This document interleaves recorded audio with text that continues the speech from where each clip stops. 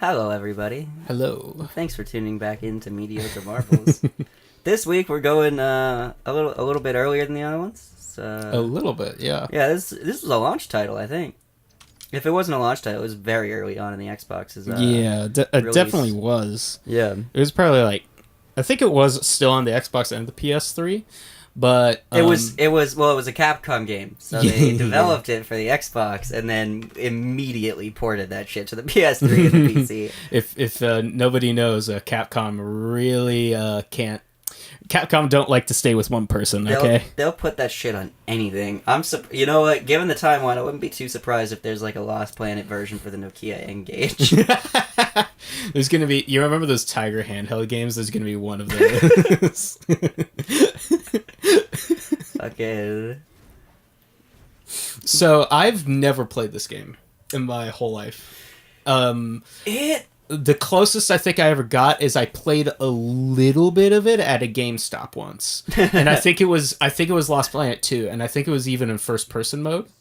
Yeah. So I always thought this was a first person shooter series, actually, until a year or two ago when I found out, oh, this is third person. This is way different.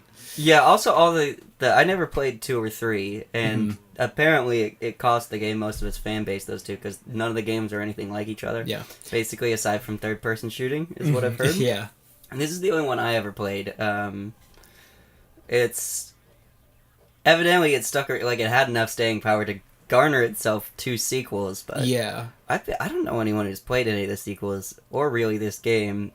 I think it definitely fits in the criteria we have here. It's like pitch perfect somewhere in there. Because I remember this week we were really struggling to find a game. I'm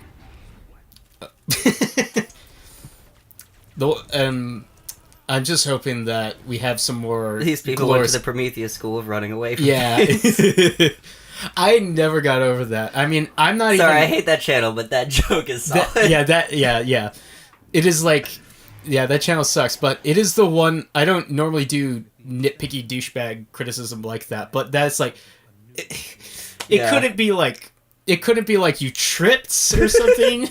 You couldn't have lost your glasses or something, Charlize. I don't know. There. I have. I saw a quote for a real thing. I saw a video of a dude escaped. He was standing next to a radio tower. Yeah. Or a big power tower. You know, one of the ones they have out in the plains of the country. There's just those huge towers carry a shitload of cables. One of those collapsed, and he ran away from it, Prometheus style. It made it somehow, but yeah. That was all I could think when seeing him in Prometheus school running away from things. I just hope that there is as much amazing Capcom dialogue. That is my sincere hope. Yeah, so this game came out in an interesting point in Capcom's life. I was going back to this because it's a 7th gen game that's still developed a lot by 6th gen rules and standard design philosophy. The Call of Duty and Gears of War Storm hadn't happened yet, so yeah, this was before them, right? Yeah, so this is still a bit Wild West figuring out. There's no cover based shooting in this game. Yeah, there's no sprint function either. There's lots of color. Yeah, there is all over this shit. Look at that. And I guess it came from Capcom had been in a bit of a tight spot. I think also the Capcom 5 didn't do well for them. Yeah, it was a really weird. Besides Resident Evil 4, obviously. Yeah, Resident Evil 4 kicked ass and sold gangbusters, but everything else in that series was either a cult hit or a complete failure, or never came out. But one of them was a complete failure. One of them did come out. The other 2 were cult classics. Yeah, and then this game came. So basically, it was this game and Dead Rising were pitched, I think, by the same dude. They were made by pitched by the same dude. They were originally rejected because Capcom was refusing. They had a mandate, playing it safe, that 70% of all the games that came out had to be sequels or tie-ins to existing franchises that they had, which explains why so many of their sequels are so goddamn fucking weird. Yeah, it's clear they just have it all. They have an idea for a different game and they just have to reskin it. Yeah. That's how Devil May Cry came about. Really? Yeah, it was supposed to be Resident Evil 4. Oh yeah, you're right. Now I do remember that. Yeah. They changed it so much that they figured they'd just make it something its new. own Yeah. game. But this one is also distinct because we actually have a non-white protagonist. Really? Oh, yeah. Hey. They modeled him after a South Korean actor. Oh, that's cool. I guess the plan for this was they were trying to go for like a global market. Like Capcom was real good at winning over Japanese audiences, but not as good at the North American ones. Mm-hmm.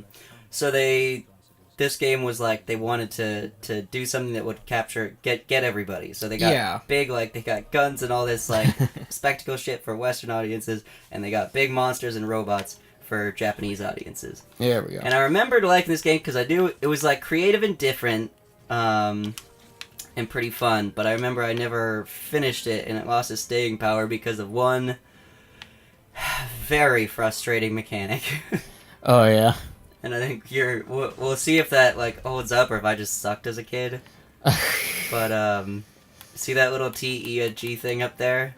Yeah. That number that's ticking down forever. Oh no, that's a time limit, isn't it? No, it's worse. So it's like the enemies will shoot out like little red like energy things, and those increase the T energy bar. Okay. And that number like is always ticking down, always, constantly, and you'll die eventually if it gets to 0 and start losing health.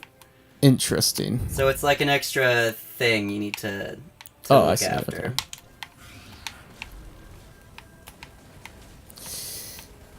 Yeah, I did play a little bit of this part yesterday just to make sure that it was working. Oh my god. So yeah, now they're explaining it. So you essentially explained it, so I will just You can pause the video if you need to see that. Yeah. Well, the thing that was interesting to me is it sort of reminds me of the Just Cause 2 hook shot a little bit, grappling hook. You ever play Just Cause 2?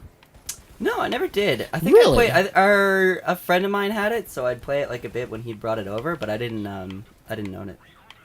Yeah, because what's interesting is I can see that I feel like maybe the people who made Just Cause actually played a little bit of this game, because what was great about the grappling hook in Just Cause 2 was it wasn't just the fact that it was like an open world free roaming environment, which was great to use grappling hook, but it's the fact that you could grapple to anything. So get those glowy things. Yeah, those things, right? Yeah. No, I mean the glowy things on the ground, but yeah. Also oh yeah, you're right. No, there's no sprint function, and this running speed is a little slow. Oh dear. Oh god, I'm starting to remember that now. I have to get back into the mindset. Yeah, this is before sprinting. Before sprinting and iron sighting were essential functions. It's like shooters around this generation will always have like you just like be dicking around and click a different button and realize, oh my god, that iron sight's. I didn't know I could do that. And then you'd never use it again. Yep, pretty much. That was I think that was a COD edition. But yeah, the grappling hook. Yeah, the thing is, it doesn't work for this, which I was hoping to try and use that as a sprint function when I was playing it, but it didn't do that, and it just reminded me of Just Cause 2, which did do that. Okay. Yeah, I know that this game was originally... What's happening? Yeah, what is happening? I know the cutscene is supposed to happen here. This is odd. Uh-oh. Oh, here we go. Oh, I was supposed to go this way. Oh, okay. Interesting. Gotcha, you gotta walk off and then... Yeah. Well, shit. You're fucked. Yeah, the last time I really remember Lost Planet was actually Dead Space 3, because Dead Space 3 kind of looked like a Lost Planet game. It did, I remember that. Yeah. That was the one that had co-op, right? Yeah, that's a whole series unto itself. That's a very strange case. I believe it was EA, because it was when it was EA. Well, it was EA, but it was the first Dead Space came about when EA was kind of in this creative rut. They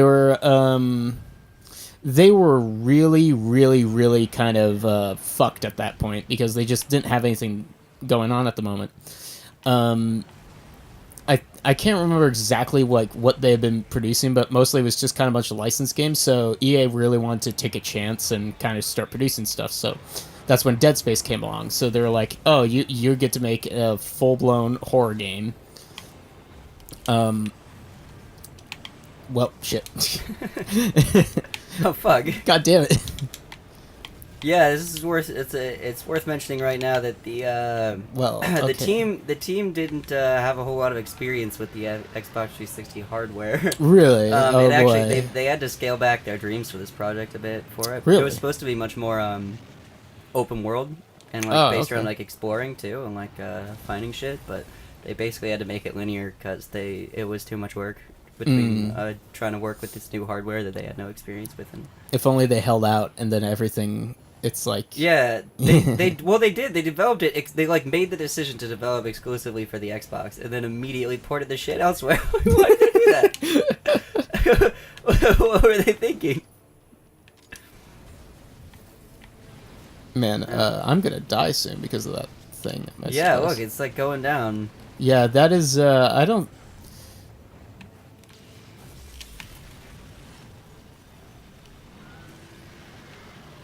Oh, those early particle effects where... Yeah, and then you're fucking dead. Wow. Yeah. Mind if I give that one another go? Yeah, go ahead. Oh, hey, it's all the way back to 99 at least, so... Oh, right, it starts ticking, like, down really fast when you get in these, Why? Because it takes up, like, that energy to use the, suits. Okay. This is gonna get annoying quickly. I was trying to when I was like doing research for this game, I was thinking like, oh, you know, like maybe like I just sucked at the game and I wasn't paying attention as a kid, and we could do this. But I'm watching that thing tick down. That's kind of that's a level of stress you don't need. Yeah. In an action game about fighting giant monsters.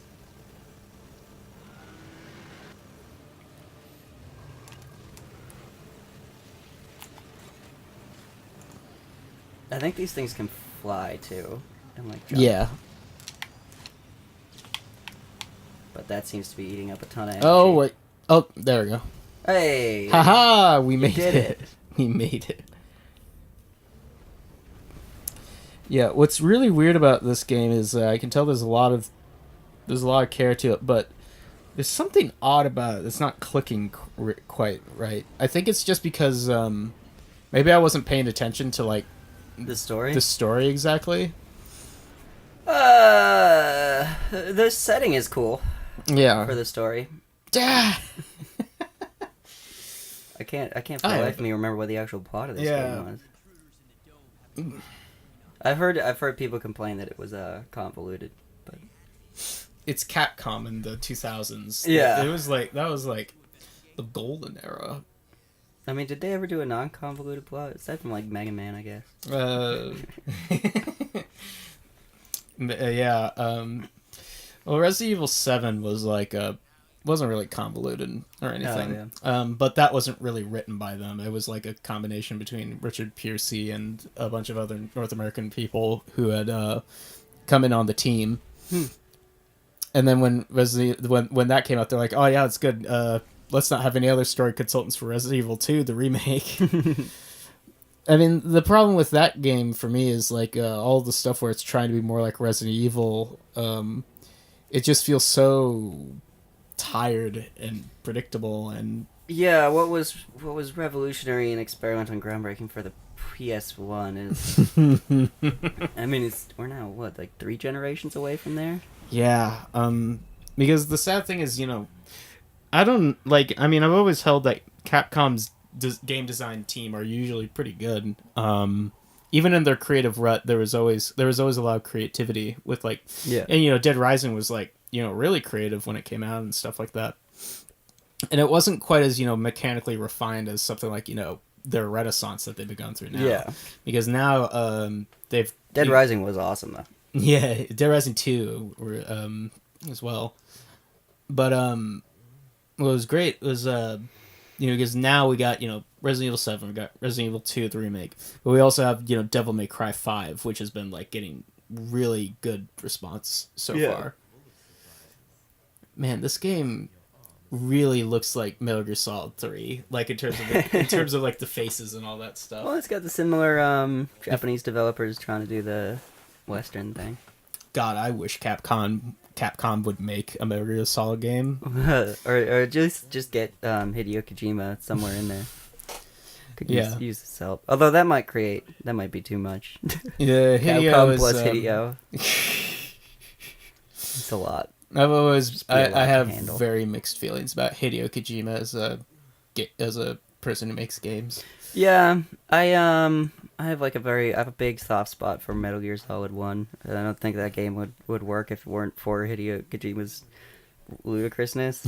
I just remember playing it for the first time, and I'm like, all right, going into a secret base, cool. They're explaining the plot. I'm like, genetically enhanced soldiers, cool. I'm a spy, cool. And then they just go like, oh yeah, you better watch out for this guy. He's a psychic. And Snake goes like, cool. And I went like, what? And and they're like, yep. And this guy's a fucking ninja who's a cyborg, and you better watch out for this other dude. I was like, wait, what? And Snake is just like, all right, I got it. And I was like, no one's gonna even. Okay. And then it just carried on from there. It got weirder. But what works is that no one ever questions it. No one does, yeah. It's just like, oh, okay. Though Metal Gear Solid, at least the first 3, was... Well, people forget there's this other guy. I need to remember his name. Do you know about that? No, but I'm not surprised. There's always another guy. Well, the thing is Hideo Kojima didn't really write any of those games. Oh. Like, he kind of... Like, he helped with like doing some, like, I think the dialogue's mostly his, but story structure and stuff like that apparently wasn't really him. Hang on, I'll look him up. But it's like it's a really weird situation. Hang on, I'm gonna look it up. Man, after all this insane action, and suddenly it's like they're just standing in this. Yeah, well, I mean, you gotta issues. I'm liking these. I like the designs. Yeah, honestly. Cool. I mean, they're. Yeah, it is a nice blend of like anime and cool looking stuff. It really reminds me of anime in an interesting way. Yeah, like not like the over the top way, but kind of like it almost feels like the kind of way that like a really stylized structure would come out of it. The green eye that killed your father is one of the... Because, this guy. So, you'll notice, because first 3 Metal Gears are honestly usually pretty good. You'll notice, though, that after that, they kind of took, nosedive in quality. And 4 sucked. It was conspicuously when Tomokazu Fukushima actually stopped writing and he just vanished from the public eye. Oh. And he was the co-creator. And like, though Kojima has a writing credit, from what I hear, he didn't really write, like, he didn't really do the story or anything like that much. It was he was more like the supporting writer. He definitely directed it, obviously, and stuff like that. Like, it's not like a situation where Hideo Kojima is completely untalented or anything like that. But it's weird. I don't know. Sometimes I always feel that Hideo Kojima isn't quite as distinct as some people say is. But then again, Death Stranding, I'm pretty sure, is just entirely him. And, yeah, everybody says it's weird. It's interesting. I have no idea if it's going to be good or not, but, I've got a feeling it's not. Yeah, I have this weird thing where I really kind of want it to fail. And I know. I don't mean it in a mean way, but it's like, I feel Hideo Kojima has been, kind of held up as a god, basically, too much by, everybody else. I mean, this is the guy who literally wrote into Metal Gear Solid 5 when he wrote himself into the game, because, he's like this super valued, awesome member of Snake's team named Hideo Kojima, and it's just Hideo Kojima, and he's so awesome and all that stuff. And at one point, I think it's like he has Revolver Ocelot, so Troy Baker going, Hideo is God, and I'm like, wow, damn, Hideo, Jesus. I wonder sometimes if Hideo understands when developing it that other people other than him are actually going to play these games. Yeah. It's that thing where I feel that he's never, because he's in this industry that, really kind of worships him. because he's such a kind of distinct person. And so nobody really has like told him that even though he is talented, he has some serious flaws. Yeah. As you know, mostly as a writer, but even as a game designer and as someone who how he uses cutscenes and his views on games as art, I just hate also, so I mean, much. remember, this is a dude who came like into his heyday, like again 3 console generations ago. Oh, so, most definitely. You know, I'd say he definitely like made a lot of great contributions to game design, but there's only so much anybody could keep up. Oh yeah, no doubt. I've always just felt, it's like at one point he's like cutscenes are like the flavor and the gameplay is like the bread, and I'm like, no, or it's like, all right, but you can also make some tasty bread. yeah, exactly. I mean, a sandwich isn't a sandwich without the bread. Whoa, shit! I got some digging here. Gotta dig out. See, I feel like this is one of those things that was probably originally part of like open world exploration. You might see a thing and dig it up, but that I like that idea though, of kind of like uncovering certain things that have been left behind. Yeah, I have noticed a certain with all these like little like spore things that make the enemies pop out and then you can grenade them. That's very like Gears of War type mechanic. Yeah. Before Gears of War. I mean, Gears of War really was heavily inspired by a lot of games like this. I mean, the reason partly why it's called Gears of War is because Cliffy B's a big fan of Metal Gear Solid. Oh, I didn't know that. Yeah, it's a cute little reference when you actually realize it, and you're like, oh, that's nice. Similar, also getting Gears of War and these big flashy monsters with large glowing weak points. Yeah. I feel like then again, that's also Resident Evil 4. Yeah. Which, I mean, that's the thing, is essentially Resident Evil 4 is essentially just, what Gears was ripping off the whole time. Yeah. Because initially it was going to be a big horror game before it eventually led into action. This is such a odd, like, weird kind of, not abomination, but, like, Frankenstein kind of together experience. This game? Just the way it looks and the way it plays. Yeah, it really looks like a PS2 game. Yeah, it really does. That's playing on a 360. I think this must have been like 05, 06 that this came I'm going to out. look it up. Yeah, I usually know all these dates. Like off the top of my head. I actually did research for this game, but I didn't... I have not done... Oh, no. I do like how they're, coming out of the ground. Give it some more surprise. Yeah. Also like Gears. Yeah, that, and also I think that was just like a trick they did early on. It's just a way to spawn enemies without having to like... That's having really cool. to show them showing up, or a way to get you to fight more enemies at a time without having to spawn like 6 of them at once. Yeah, just be like, they come out of the ground. The other ones, they're there. They're trust us. Yeah, and we're not like waiting for you to kill 2 so that we can reuse their corpses. Yeah. Well, one other thing that's interesting, I'm getting a vibe from this. I'm getting Dark Souls vibes actually from this level design, which you've never played Dark Souls, right? Correct. Yeah, Dark Souls is actually one of my favorite games. Big fan of the first one. A certain level from Dark Souls, you would instantly see kind of the gotcha, like the kind of very open, but it doesn't feel planned out. But at the same time, you can tell it's very planned. Yeah. And especially with the enemy designs, one of the genius things about Dark Souls and all the Souls games is their enemy design, because they have just so many enemies. And the way they move in those games, there's kind of this odd feeling that they're like, what's a good way to put it? That they're more alive than usual. They feel more like, these living, breathing animals that you just kind of find, and then like they just got shit going on other than you. Yeah, kind of. Even though they do act very much like enemy AI, but I'm seeing that in the way these creatures act. Even though they're coming at you, the way they move, like how they get turned over, it doesn't feel like a video game enemy. It feels more like how like a creature like this would be flipped over, which I think is interesting. Yeah. I will admit there's something missing from this experience. Yeah, I'm trying to find what it is. Me too. Though. Is it that... The shooting's all working, these enemies are all cool, the art style is good. There's no music. Oh yeah, there's no music. What the fuck? That is so weird.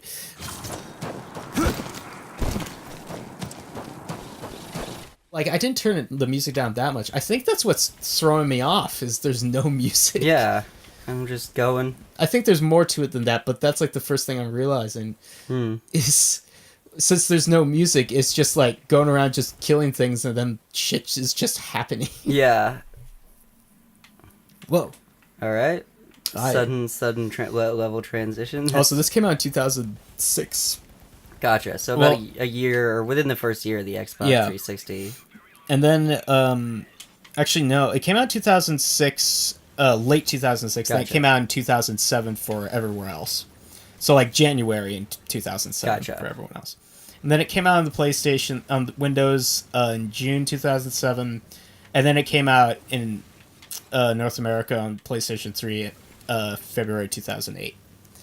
This bit was just a bit in Resident Evil 4. Yeah. I remembered when I played this before I ever played Resident Evil 4, but as a kid, playing through Resident Evil 4, when I got to the level that was just this, I was like, wait a minute.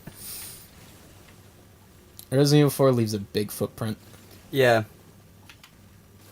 Game's so good. It is so good. It is, if I was told I had to make, like, a list of greatest games or something like that, it's definitely going to be in the top 10, probably. Oh, yeah. Or at the very least, most influential. It would be in my top 2.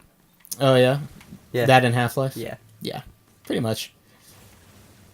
I mean, Half-Life is, like, it's not my favorite game, but it's, the best game. It is among my favorite games of all time, obviously. Yeah. But it's like, if someone asks me, it's like, what's the greatest game? I'm just going to say Half-Life. Half-Life 1? Oh, yeah. It's always it's a good bet. Half-Life 2, I feel like ages worse and worse as time goes on. It kind of does. I still think it's a fun game. It's still pretty good, but it's, like, nowhere near as, special as Half-Life 1. Yeah. I think, well, also, there's just, like, there was 10 solid years of every pretentious gamer insisting that Half-Life 2 was, like, the greatest thing that ever happened. Yeah. And Half-Life 1 is better. And, Is there fall damage in this, by the way? That's a good question. I don't know. We'll test it out soon. We'll figure it out. I wasn't chancing it. I was just But, as you were saying, like, everybody was saying that. I mean, I know that was kind of, like, their philosophy when they were going in. Gabe Newell is just like, we're going to take as long as we can to make the greatest game of all time. And it's definitely, a technical achievement. It is, without a doubt, that. Number 2? Yeah, the second one is. First one is also kind of a technical achievement in certain regards, of even though they're, just using a really heavily modified version of the Quake engine. Yeah. Although Half-Life 2, like, definitely they were trying to show off the Source engine with it. Oh, yeah. And it worked so well that every game uses the Source engine now. It's not just Steam mods. Actually, I don't really... The only game I know of is really Stanley Parable for... Yeah, no, I was joking. Nobody uses everybody. Nobody fucking uses the Source engine. Okay. I was like, buddy, do you know that? Yeah, no, nobody ever uses it. Yeah, no one does. They're so goddamn proud of it, and nobody uses it. It was just modding Half-Life 2. Yeah, pretty much. It's like... I've never used it, so I have no idea how good of an engine it is. I mean, it definitely... I mean, the facial... It's evidently very easy to use. Yeah, definitely. I guess maybe you have to just pay a lot for to Valve, I suppose, why nobody would use it, I suppose. Unless Valve just specifically owns it and doesn't want anyone else to use it, but, Maybe. That doesn't sound like them, though. It really doesn't. Why would they do all that effort to show it off if they're not? Yeah. I mean, back in the day, it's like when Valve just ruled the earth for a brief period of time, and it was kind of glorious when they did. Yeah. I mean, we got some of the greatest games. I mean, we got Portal, we got Half-Life, Portal 2. Left 4 Dead 2. Both great games. Yeah. I mean, Left 4 Dead 2 now has all the levels of Left 4 Dead 1, so so really essentially no it's just one game. Yeah. It really is one of those cases where the sequel just rendered the first one obsolete. Both takes of that game were good. Take 2 is a little better. Yeah. It's like when someone releases a patch. Yeah, but they charged $60 for it. Exactly, yeah. And but then it made people mad enough to do it all like boycott that went fucking nowhere. People did get mad about that, right? Yeah, no, there was like a whole people got really mad and they were leading like a whole boycott because they were releasing Left 4 Dead 2 just a year after the first one. Yeah. And then Valve invited like the leaders of the boycott to come like check out Left 4 Dead 2, and they played it and they were like, "This is really good. Actually, we take it back." And then their followers just tore them a new one over it. They were like, "Yeah." I mean, the thing is, Nintendo's been doing the same thing for ages, and nobody besides Yahtzee gives them shit. And even then, I hold Yahtzee as a hypocrite because he didn't whine about it when Left 4 Dead 2 came out. Yeah. I mean, he kind of joked about it, but I was like, dude, you're being really nice on it just because you love Valve. It's okay. You just have to admit it, though. Well, to be fair, Valve doesn't produce games with the same relentlessness and omnipresence that Nintendo does. Nintendo does. That's true. And, yeah. No, Nintendo's finally started to figure this shit out a little bit, actually. Have they? Well, now they're, hang on 1 second. You know about the new Metroid Prime game? No. They're making a 4th one. Oh, legit. Yeah. Are they trying to get away from the shadow of the last couple of Metroid games they made? Yeah, I think they are, because they're taking their time with it. Because they actually just delayed it. They fired the studio that was doing it or something like that because they just were not happy with what was going on. And so I have no idea if they've moved back to the original developers of the first 3 Prime games yet or anything. But it seems like they're really concerned about quality now. Because they have that new guy, and I feel like them and that they're starting to realize like what innovation works and what innovation doesn't, which was always their problem. Yeah. I mean, the Wii and the Wii U are the perfect example of them innovating, but in a way that nobody really needs. Yeah. Although, actually, I did find out recently, I had no idea that the Nintendo 3DS sold so well. Oh, yeah, no, it. Like I said, that was them, like, figuring out... That was, like, the first signs that they were starting to get something right again. Yeah. I had no idea. That thing was outselling most of, like, the main consoles for that most of its run. Yeah. They're still selling them, right? Yeah, they're still selling them. Or does the Switch just count as a handheld now? So I mean, it does, but I'm pretty sure they still support it. Gotcha. I'm pretty sure they sell it, but, it's kind of like a... I don't know. Actually, speaking of consoles with a remarkable staying power, you know what console still moves 150,000 units a year in Brazil? The 360? No, the PS... Sega Master System. Oh yeah, you're right. Yeah, I do know about that. I actually do know about that. Yeah, it's so weird that it's still selling. Yep. Not even the Genesis, the Master System. I guess like the manufacturer there like still owns like the rights to make it, and they I think Tech Toy is the name, and they just never stopped. Yeah, no, they Sega discontinued, but they never did. And yeah, no, I do know about this because a friend of mine is from Brazil, and he's like, yeah, you'll just go to a GameStop and there's just Sega Master Systems everywhere. Yeah, Brazil is an interesting place. That's just really odd. I learned that today. It's like, holy shit. That would be like somebody still producing, someone out there still producing Atari 7200 games. Not even the 2600. Exactly. It's just the 7200. It's like, did you know someone's still developing for the Intellivision? Someone's still developing the ColecoVision.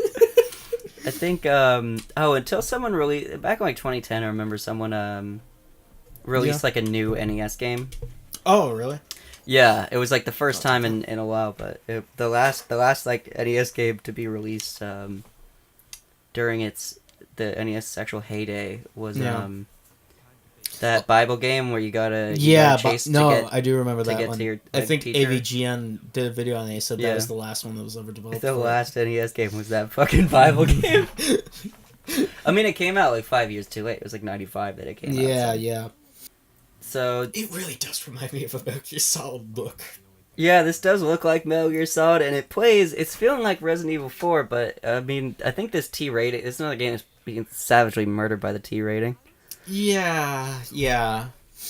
There's this weird kind of lack of personality. I think that's the other thing that's losing. It's very competent. I give it that, and it's not annoying me or anything like that at all. Yeah. Even that countdown thing, it seems like it does refill with other stuff. You gotta refill it. I was just going yeah. Do you refill it by pressing B on those things? No, there's those like... Oh, those things, yeah. There's those things, but there's also the little glowy dot things refill. Yeah. So I think it's like not going to be as annoying as like if we were kids playing this. Yeah. I mean, yeah, I think given that this is like supposed to be like attracting everybody, like the whole globe, like it just reeks of like compromises being made. Oh shit! Here you go.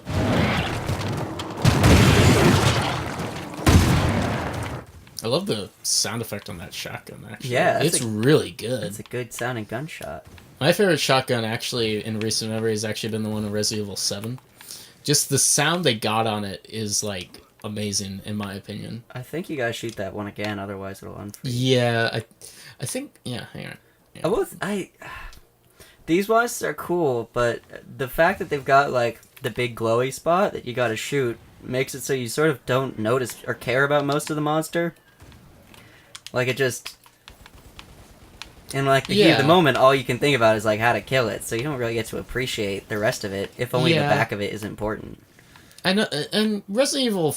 Well, the other great thing about Resident Evil was they managed to incorporate the weak point into the design with the eyeballs and stuff like that, which I feel is like at least it's, even though it still kind of calls attention to it, at the very least it's part of the monster design, and it kind of encourages you to like look at it. Yeah. Okay, how do I throw? Do you think these aliens, like when they get shot in like the big glowy spot, is it similar to like being kicked in the balls, like the sensation? Man, I feel really bad now. Yeah, we're just going around delivering some. How do I throw grenades, by the way? Oh, left trigger. Oh, right. Oh, shit. And I'm assuming there's more monster designs than this one, right? I hope. You turn to Bulletstorm over. It's been a while. Yeah, this game is interesting. I mean, I'm not like mad at it or anything. No, like neither am I. I mean, I kind of like it, but there's just something missing. Yeah, I'm wanting to like this more than I'm liking it. Yeah. I'm on the same boat. It's like I really want it to be good, so I'm hoping later it kind of comes up. Yeah. I just feel like we'll probably be able to like start articulating our thoughts in a little bit, but I'm trying to figure out. Okay, that was funny. That was actually really funny. Yeah, apparently a lot of changes to this game had to keep happening consistently throughout development. Apparently this and Dead Rising, actually, the guy who pitched them both knew at first, when he first pitched them, that they weren't going to get approved because Capcom wasn't approving any new ideas. Yeah. But he knew that if they just stayed in like pre-development in like prototype form for really long, to the point where enough money had been sunk into it anyways, and you might as well just make it. And so he did that for Dead Rising and this, and then pitched him again after it had already sunk in a ton of money, and it worked. Yeah. But apparently, out of it. Like everything kept changing. It was originally going to be first person. Yeah, no, there's a first person mode in this game actually. Oh. I don't know if it came about from this new version, but if you go into the settings, there's like first person mode. Huh. So like how GTA 5 when it came out on the PS4. Yeah, I was thinking of Modern Warfare 2 had a third person mode. It did? Yeah, only for multiplayer. They were like, really? Yeah, you could play third person game modes. That's interesting and really weird. I'd play it every now and then. It was sort of odd. Like, it played exactly the same. The camera angle was actually the same camera angle as this. It wasn't like the over the shoulder. It was like straight behind the back. Yeah.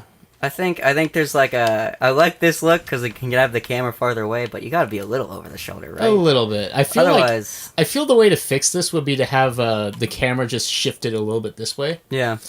And if the audience, you can't see it, but what I meant is just shift it a little bit to the right. Maybe I'll just zoom in and do it myself. This I gotta point out too. This old ass looking heads up display we've got. Oh my god, yeah. This shit looks like a PSP game. Like that does not look like an Xbox 360 HUD. No, it does not. It really does look like this whole game looks and plays like a PS2 game. It, like I said, Metal Gear Solid. It's just a lot of that.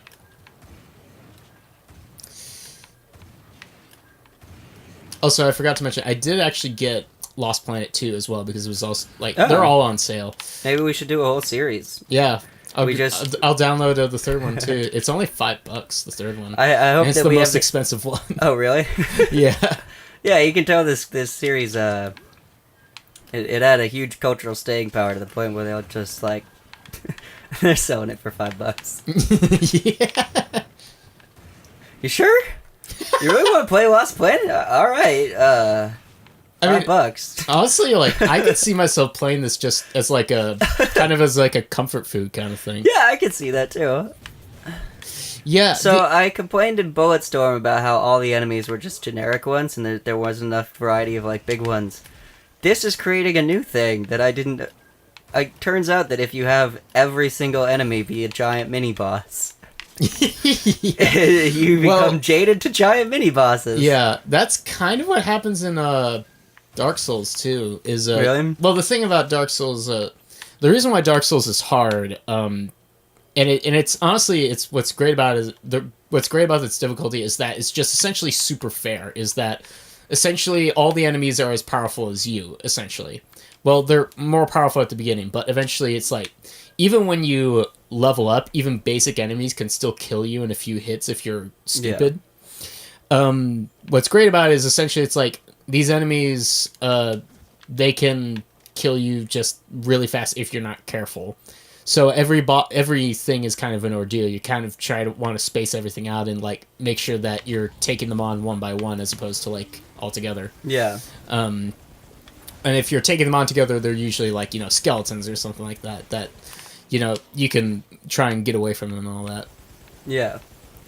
The other thing is we're playing a first-person shooter where we're not being shot at. Is the other thing, and a third-person shooter. And also, these enemies have attack animations and wind-ups and build-up and stuff like that. Yeah, it's really easy to get the drop on them because you have a gun. Yeah. You could, we aren't being overwhelmed yet. This game is like so. I feel like it's also lacking in a certain amount of identity. It's trapped like partly trying to be Halo. Yeah. I mean, everything was trying to be fill Halo up for a while. Yeah. God, there were so many Halo alikes. Remember Haze? Yeah, I was just about to mention Haze. Remember Time Shift? Thinking about that. I was thinking doing that one for an episode, but that one wasn't mediocre. That was flat out shit. It's like what I just suggested. Force Awakens. I mean, not Force Awakens. Oh, Force Unleashed. We should totally do Force. We should definitely do Force Unleashed. Whoa! Oh yeah, that's right. It's a Goss. Oh, that's pretty cool. Yeah, it is nice. I do know is we can actually detach the guns from the mechs and take them with us. Actually. I always wonder what incredibly durable yet light metal they have in anime universes that allows people to hold such giant guns. Unobtainium. Yeah, like whatever it is, it's like it can serve. Like it's durable. You can fire like a really powerful shell out of it, but it's pretty light. Yeah. This is feeling a bit padded out. Hey, it's just like a real anime. That was sick bird. Thank you. Putting in some editing effects to that one. Turn down the one. Turn down for what? Oh shit! That was a lot of explosions right there. Man, I think that music video might be one of the best of all time. Yeah, it really it's not is. The best of all time, but it's one of them. Yeah, it's. I just love that Todd the Shadows when he did a review of it. He was like, "Now we're gonna watch it. Now, wasn't that one of the greatest things you've ever seen in your entire life?" It's fucking beautiful. It is an amazing fucking. It's like it's great. It's fun. It's funny. And it's got a heartwarming message. I haven't seen it in ages. I need to rewatch it. Oh, there's enemies. Oh hey, people shoot. Oh yeah, it's like part of the thing of this game is that there's like. It's like companies fighting over resources because these aliens. Well, these aliens are full of the resources. That's the thing that's ticking down. Gotcha. It's like that energy source. So yeah, it's like you're fighting for resources, other people fighting for resources. The Iraq War was going on, so countries or the concept of a war taking place in a backwood, like remote region. Doesn't have a lot of stable government, looks mostly shot up and ruined, and is mostly people doing shit for profit. It resonated. Yeah, pretty much. That was every game plot for a while because of the real one. The real. Do you remember there being no music? No. I don't remember it too well, to be honest. Yeah. I mean, I don't remember there being music, but I don't remember there game. being no music. It is really off-putting, the no music. Yeah, it's so weird. It does create like a... It's giving me a sense of the importance of having music to provide emotional context to the things you're doing. Yeah. Because otherwise, it just sort of feels like you're going out for a pleasant Sunday stroll and there's... Like, you're just walking through this place, like... post-apocalyptic hellscape. It's, like, quiet, the snow is, like, absorbing all the sounds, it's peaceful, and then you're, like, shooting stuff, and... Definitely a bit of dissonance there. You think? Damn! Wow. What a way to go. I guess they have to. They don't have time to train these recruits. That would explain why whole platoons of men are able to be wiped out by some fuck. That was always the thing that always bothered me with the Borderlands enemies, because there's like all these people who are like members of like different gangs, which means like that these gangs have like origin stories and leaders, and they have like recruitment methods, and there's like, because like gangs operate like they don't just Me a gang now. Yeah, gangs don't just like form out of like fungus on the walls. Like they don't just like grow like they're people. You got the cordyceps virus of and you just like you slaughter like 40 of them at a time on like an average. And also they don't like any stranger shows up to the gang clubhouse and they gotta send everybody in the gang to go out and fight them and get killed. Yeah. Where do they find new members? What do they do? What do they eat? Where are all these people who are like able to spend like at least 18 years of their life growing up having dreams and thoughts that deciding, you know what, I'll take some face paint and no body armor. And Jason Voorhees in a hockey mask. Yeah. Oh, you hear about Yahtzee's new dev diary thing that he's doing? No. He's developing 12 games in 12 months, and he's going to create a dev diary for each one of them every, I think, week or something. I've never played any of Yahtzee's games. Neither have I. I played some of Hatfall. Okay, I'll take that. I did play some of that one. Oh, I also played some of the Zero Punctuation game. Yeah, that's Hatfall. Oh, was that the... Okay. That game was weird. It was very, very weird.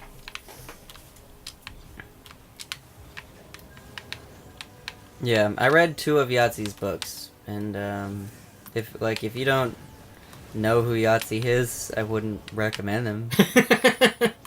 They're worth reading to check out. Like, oh, cool, and they're all right. Okay, this vehicle controls horribly. Good God, This is bad. This is like, what is it supposed to? Okay, there we go. Let me get out of this fucking bike mode. Okay. I can't really control... I'm hearing music. Oh, shit. Me too. Alright. Apparently this scene is, like, kind of tragic. And dramatic. Sounds like temp. This does sounds like John Williams, like, prequel music. The music in there was bad. Pretty good. Yeah. Good stuff. It was one of the few things that really was still pretty good. I think you're gonna have to get out of that suit and just grapple up there. Oh, wait, what's wrong? B. Yeah. I'm used to Grand Theft. I'm used to Grand Theft Auto. Okay. Yeah, no, I kept trying to hit X to do things and kept grappling it. It's interesting. What did that guy just say? I don't know. Yeah, this game is It also is... this just sounds like the Halo soundtrack. Yeah. Okay, we can all still agree that is one of the greatest soundtracks of all time. Yeah, especially Halo 1. Yes. Halo 2 did that guitar solo thing that became like popular like right as rock and roll was like dying. Dying its last, breathing its last. Oh god, I was watching it wasn't Defunctland, but it was like a similar type show talking about like the Hard Rock Cafe had like a theme park at one point that lasted all of a year before being reskinned, and then that lasted a year, and then the whole thing fell apart. And like the video was like praising it, like, oh, there's some like cool theming in here, and I was looking at this big tacky ass fucking rock and roll theme. I'm like, this is the death of rock and roll.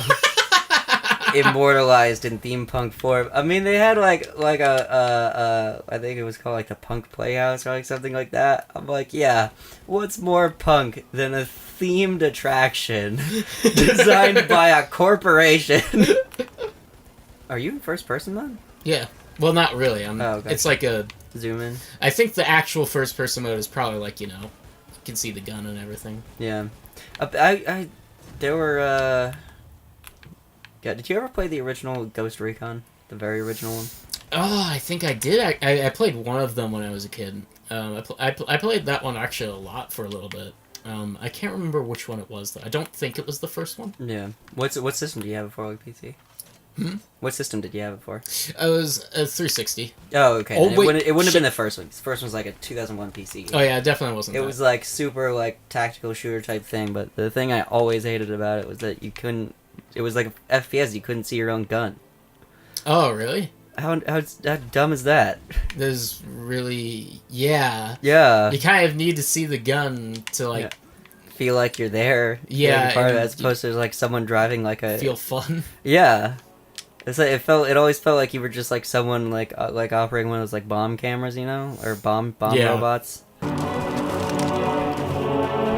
sniper. Nice. Oh fuck! Looks like they got snipers too. All right, come here. Better watch out. Yeah. Man, that scream was bone chilling. Yeah, I've been rewatching a lot of his stuff lately. He's like pretty much the only YouTuber I care about right now. Purposeless Rabbit Holes. Yeah, pretty much. Yeah, he's good. He's really good, and I think we're actually like among. I think he's gonna get big. Is the thing. I get that feeling from him because All right, so this is gonna get real big, and then.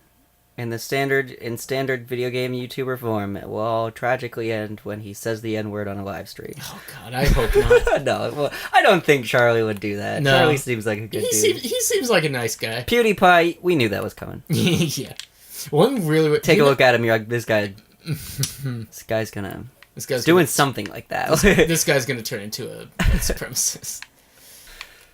Yeah. Whoops. Okay.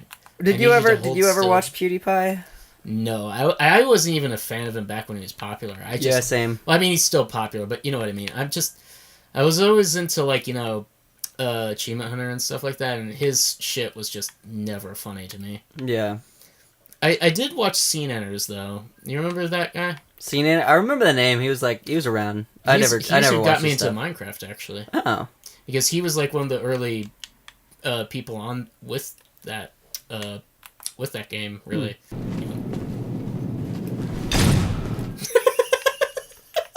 Did you hear that? Yeah. What happened? Get him in the tank. Now I'm really reminded of Metal Gear Solid. What was that? These guys, very enthusiastic but misguided dive rolling there. These guys, they know to jump into action, but they don't know where.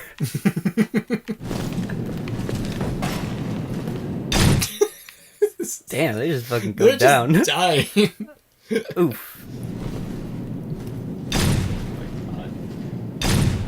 Evidently, these guards. Speaking of Metal Gear Solid, these guards evidently have the same vision as the Metal Gear Solid 1 guards. They really do. They can't go more than 12, 20 feet. That was always a thing I thought was so weird in Metal Gear Solid 1 specifically, was like, so the guards obviously need to have limited vision so that it's not a bullshit game. Yeah. But at the other, but why'd they have to mention in dialogue then that the soldiers specifically have enhanced vision genetically? Because that just makes it look fucking worse. It makes it look like the serum didn't work and it fucked them up real bad. And they're just like... I can't see shit! God, this... We need to write a sketch of that. It's like they get this will enhance your vision. I can't see. We're gonna have to train you. It'll be okay. You go from not seeing to seeing a cone of vision. I'm gonna be a soldier again. You know, if the Metal Gear Solid guards had had decent vision, they could probably like cut their staff down to like a third of its current amount. They wouldn't need like 3 different dudes to watch every room. They could do it with just one. Yeah, they need 3 to cover all the bases. No one can see more than 20 feet. I just remember when we were talking about like interesting mechanics is like that is when what's her name? Meredith, right? What's her name? In what? Metal Gear Solid 1. Oh, Meryl. Meryl. Yeah, Meryl sorry. Stolberg. I always forget her name for some reason. I think it's only because I've... Like, I didn't grow up with Metal Gear Solid. I played it much way late. Like, last year, pretty much. Oh, really? I first played it. Yeah, I played it in, like, 6th grade, I think it was the first time playing it. Yeah. It was also funny playing the Psycho Mantis battle when you can't really change your controller. You just have to go into the options and you immediately change it. And you're just like, what? How? Yeah, that one I need to do right away because everyone knows the Psycho Mantis thing. Yeah, everyone does it. But I wonder what it must have been like the first time. Would have fucked you up. Yeah, pretty much. I love too the little Hideo mark that shows up because he makes your TV go all screwy. Yeah. Oh, I miss those big old tube TVs. Did I talk about my old tube TV on this show? Yeah, well, I think you told me. I don't know if you told them in the show. It had my Xbox. It was on like a little shelf. That had like games in it and like a thing underneath. And just over the years, I watched that shelf buckle.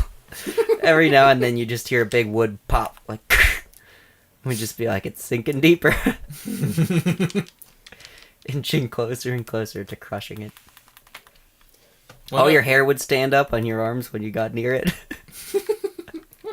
I miss those things. Area.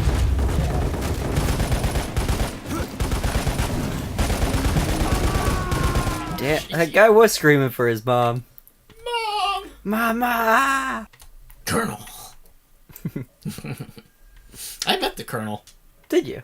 Yeah, Paul Eiding. I met him at a bar. Well, not a bar, like a stand-up night. He was there. Oh, my cool. friend, who's a big Metal Gear Solid fan. He's like a huge Metal Gear Solid fan. My friend, he had like the Colonel on his as his phone case. He had the Colonel on there, and then the guy's like, "Oh, it's neat. I'm him." And he's like, "Wait, what?" He's like, "I'm the Colonel. I'm the voice actor." And he's like, "Colonel, holy shit, Colonel!" And he's like, "Oh, that was a pretty good impression." And he just died, and he was just like that. And I literally told him and his wife, "You have no idea how much that just made his entire night." He was really nice. And I would have had a geekyasm if I realized he was also a Grandpa Max from Ben 10. I never watched Ben 10. Ben 10 was a great show for kids. And it was Tara Strong also doing the voice for Ben 10 too. I knew she was in it. She's in everything. Yeah, she is. All voice actors are in everything. Still think everyone's favorite Tara Strong is still probably Bubbles. Must be really hard to break into the voice acting industry since they can just get the same like 4 guys do four every guys voice. And 4 girls and everything. Yeah, it is hard. But then again, there's a lot of demand for voice acting, and not everybody's always available and stuff like that. That's true. The interesting thing is always anime dubs, which is such a... Because it requires so much more work than, anime, voice acting. And why do all the dub voice actors always sound like shit? Wow, that was every dude they always get for an anime dub, like whenever they get like I don't know where the fuck they find these people who sound like too American. They sound like weird, like every anime man talks exactly like this all the time, and it's like, what the? Are you reporting the fucking evening news? Why are you? Well, that was definitely like the old style because they couldn't get any voice actors because the thing is there's not a lot of money going into that. Essentially, it's harder work. It requires a lot more work to get it to sound good, and you're not paid as much as normal voice actors. No wonder it sounds. No wonder it sounds like do you know the process? No. What? Well, the thing is since they're dubbing over it, the other thing is they have to rewrite the script. Then they can't they don't just voice act and then they match up the lip syncs. They have to act to the lip sync. Yeah. So the thing is when you're a voice actor, when you're doing voice acting for American stuff, you do the voice acting and then they animate to you, and it's the other way around. So you have to you can't really go off the beaten path unless you're like Ghost Stories, which do you know about that one? No. So there's this guy named I can't remember his name, but he's this voice overdub, and he does not give a flying fuck what the original text is. So every time he does something, it's just suddenly filled with just cheap, crude humor and just people swearing. Including for this one show, which was kind of like this cute little story about kids, and then all of a sudden he just turned into South Park, even though it wasn't even like that. It was like if Miyazaki was dubbed over by Trey Parker and Matt Stone. Damn. It's like, and so he does that for every show. But for the most part, you can't really do anything like that, which is why Funimation kind of changed the name of the game, because there's these really passionate people who made a name for themselves. Very communist-looking architecture at this place. Yeah. I'm having to expect it to say, it's like, Ra Ra Rasputin. God, I fucking love that song. That song is so You were the one who showed me that. I was like, what the? I show it to everybody. This song's amazing. I tried showing that to my partner. I first didn't like it. Like 6 months later, they're like, "What was that thing you mentioned?" I pull up like, "This is fucking incredible," and I'm like, "God damn right it is." Yeah, it is. The original, the proper version of that song is a little bit slower. It's still great, but they had to speed it up to edit it to that video. Yeah. Put the great video. Everybody should watch that video. Yeah, look up. They took the video from a different song called I think The Way You Move. Not the Outcast The Way You Move. Not the good The Way You Move. A different The Way You Move. Though that would have been an interesting video to put to Outcast. So, anyways, and it features a little Vladimir Putin, some robotic dancing shoes. He's the only one who can handle the boogie. Let's watch that video after this. Totally. I need to rewatch it. Whenever I reference that song, the Rasputin song, like, I've been in like various environments. For some reason, like other queer people seem to all know what that song is, and I don't know like what the. I don't know what the like where that how that came about. Oh, there's no ammo for this fucking thing. Oh wait, yes there is. No, there is. I was just misreading it. How are you misreading it? There's a little number at the bottom right. Well, yeah, because there's the zeros have the line through them, so right, 008. And then yeah. Oh yeah, you're right. X-Men Origins Wolverine, that one could be a decent one. You know about that one, right? X-Men Origins Wolverine? Yeah, not the movie, the game. The game, yeah, it was pretty good. Yeah. Famously, I think that's like the general rule with movie tie-in games is that the worse the movie is, the better the game is. Yeah. And vice versa. Yeah, pretty much. Though, Chronicles of Riddick, that came up before the Chronicles of Riddick movie came out. Wait, they did the game before the movie? I think it was actually developed like side by side? Yeah. Not Pitch Black, but the sequel to Pitch Black. Oh, Butcher Bay? Yeah, Butcher Bay. Yeah, Butcher Bay I know was definitely done to like coincide with another Riddick movie, but yeah, the first one. I never played any of those. I have that one actually. I got it on a actual case downstairs. Oh, sweet. It is definitely made in the Quake engine. the Quake 3 engine, I'm pretty sure. It is also one of those early games where they were mixing around stealth and action. Because, you really could approach it any way you wanted. Well, actually, no, it wasn't like that. It was more like you had sections that were stealth and sections that were, action, and then ones that were fisticuffs. Which was interesting. Am I doing any damage to this fucking guy at all? I have no idea. I have no idea what the fuck is going on. Oh, wait, isn't he a boss? Oh, maybe. Probably. Yeah, he definitely is because, he's gone through different powers. It's interesting that we didn't notice the boss fight. Well, because they just crammed like 30 other enemies in there, and then this guy just happens to still be standing around. Yeah. There wasn't like a big cutscene, unless there was that I missed, but... Yeah.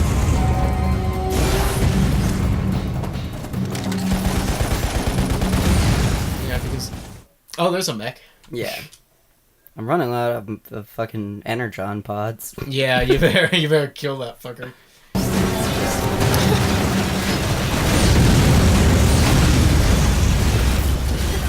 No. Sweet. I just love the mission complete. All right, It yeah. really looks That's really some arcade shit Yeah, right there. man. That's like some time I'm half crisis. expecting suddenly we wake up and we're in like an arcade somewhere, and this is actually like one of those gun shooters. Just gonna turn. Yeah, it's one of those ones where it's you like sit in the booth and they like gotta pull the curtains over. Yeah.